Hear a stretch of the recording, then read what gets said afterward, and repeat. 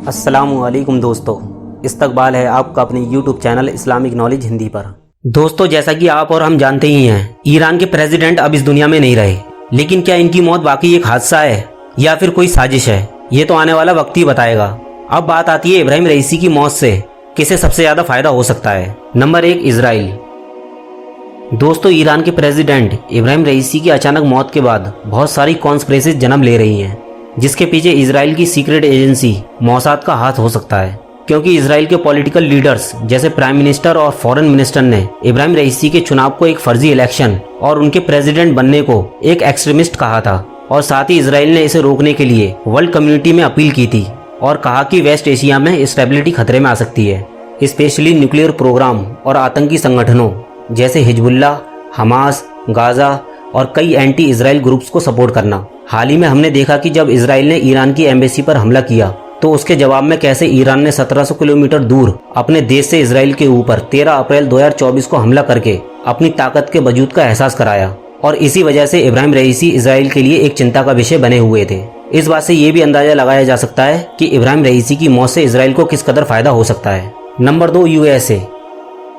इब्राहिम रईसी के कार्यकाल में अमेरिका और ईरान के बीच काफी तनाव बढ़ गया था। रईसी की मौत के बाद जब ईरानी सरकार ने अमेरिका से हेलीकॉप्टर की जांच करने के लिए मदद मांगी तो अमेरिका ने साफ इनकार कर दिया। और अमेरिका के विदेश मंत्रालय के एक प्रवक्ता मैथ्यू मिलर ने बड़ा बयान देते हुए कहा, रईसी 4 दशक से अपनी जनता पर जुल्म कर रहे थे और ये भी दावा किया कि इब्राहिम रईसी के हाथ खून से रंगे हुए थे।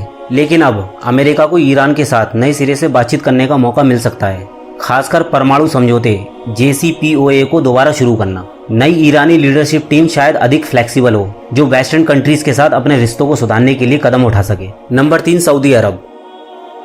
काफी टाइम से चले आ रहे शिया और सुन्नी विवाद की वजह से ईरान और सऊदी अरब के ताल्लुकात ठीक नहीं चल रहे हैं और इन दोनों देशों के बीच रीजनल सुप्रीमेसी को लेकर कंपटीशन रहता है। रईसी की मौत के बाद सऊदी अरब को फायदा हो सकता है, क्योंकि इससे ईरान के आंतरिक मामलों में इनस्टेबिलिटी पैदा हो सकती है, जिससे ईरान के अंदर सऊदी अरब के हालात मजबूत हो सके।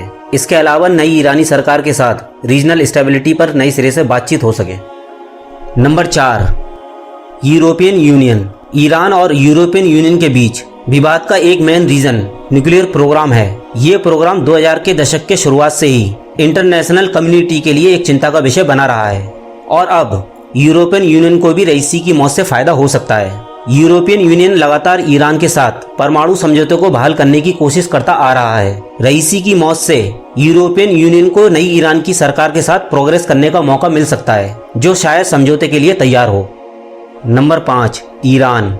रईसी की सख्त नीतियों और कड़े कानूनों के चलते उनकी मौत से ईरान के रिफॉर्मिस्ट और लिबरल ग्रुप्स को पॉलिटिक्स में जगह मिल सकती है। ये ग्रुप्स ईरान में ज्यादा इंडिपेंडेंट और वेस्टर्न कंट्रीज के साथ बेहतर संबंधों के सपोर्टर हैं। नई सरकार बनने पर ये ग्रुप्स ज्यादा असरदार हो सकते हैं और पॉलिटिक्स के अंदर चल रही दिक्कतों को दूर करने के लिए कदम उठा सकते हैं। दोस्तों, अब देखना यह है इब्राहिम रईसी की मौत के बाद ईरान में जो बदलाव आएगा, क्या ईरान उस बदलाव को अपनाएगा या फिर एक नए सफर की शुरुआत करेगा। लेकिन एक बात तो तय है कि बदलाव की लहर आ चुकी है और एक नई सुबह की उम्मीद में ईरान एक नए रुख की ओर कदम बढ़ा रहा है, जहां हर किसी को अपनी बात रखने की आज़ादी हो। मिलते हैं आपसे एक और नई इंटरेस्टिंग वीडियो में, तब तक के लिए खुदा हाफिज।